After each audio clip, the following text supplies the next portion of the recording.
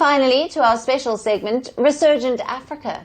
Amid the coups and the crises, there are many positive stories from Africa that often get overlooked, but not on this show. Today, our story is from Kenya. Now, to his neighbors, he is a compassionate guardian, but to medical experts, he is a walking health risk. We're talking about Rogers Ulu Maguta, better known as the Nairobi Birdman. Once homeless on the streets of Nairobi, Maguta forged an unlikely bond with the city's urban birds. Today, he shares his tiny apartment and even his food plate with them. They are inseparable companions. Is Maguta a reckless risk-taker or a visionary conservationist? Our next report brings you the details. In the heart of Nairobi, amid the urban hustle and the roar of traffic, lives a man who has chosen a remarkably different rhythm of life. He doesn't just watch nature from afar. He shares his meals, his home, and his life with his favorite avian companions. To his neighbors, he's known simply as the Nairobi Birdman. But while his bond with wild birds has made him a local sensation, it has also sparked a major debate among medical experts. Meet 28-year-old Rogers Olu Maguta. For years, he has dedicated his life to his passion of rescuing injured and orphaned urban birds. Nairobi Birdman, I am an urban birds enthusiast. I rescue birds. So you can see me with a lot of birds. Yeah, that's what I do. I love rescuing birds and even staying with them. Maguta spends his days sorting recyclable materials at local dump sites, which is exactly where he often encounters his avian companions. From small pigeons to massive birds of prey, no creature is too large or too small for his tiny apartment. Maguta did not start out with a grand plan to become a conservationist. His bond with these animals was forged through shared hardship.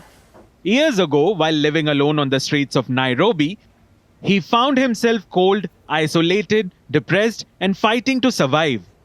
In that vulnerability, he found a strange kind of kinship with the city's urban birds. Those creatures were also scavenging, ignored, and navigating a harsh concrete environment.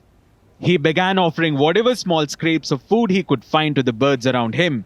And then what started as a survival mechanism on the streets evolved into a full-time rescue mission.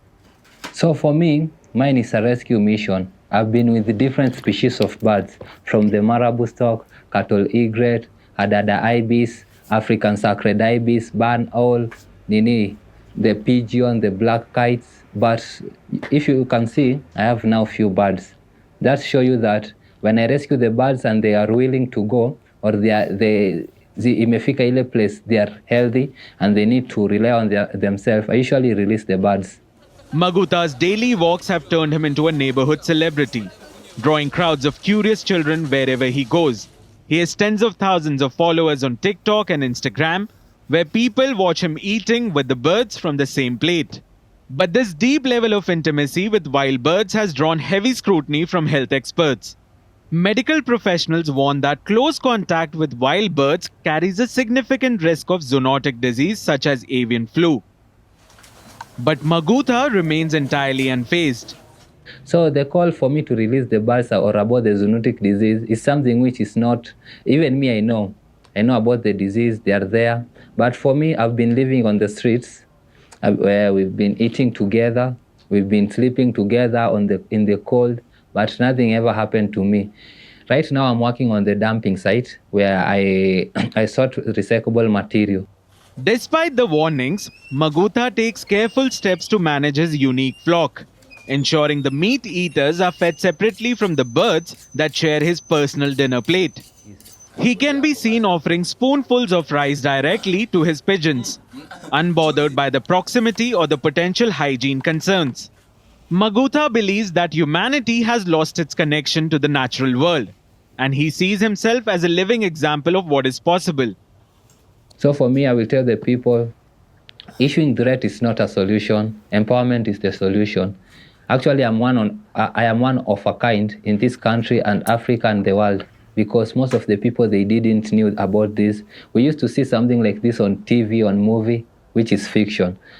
Rather than shying away from the public eye due to medical criticisms, Magutha is leaning into his role. He views his daily interactions not just as a lifestyle, but as an educational tool to advocate for wildlife conservation. Whether you view him as a reckless risk taker or a compassionate guardian, Nairobi's birdman continues to live on his own terms.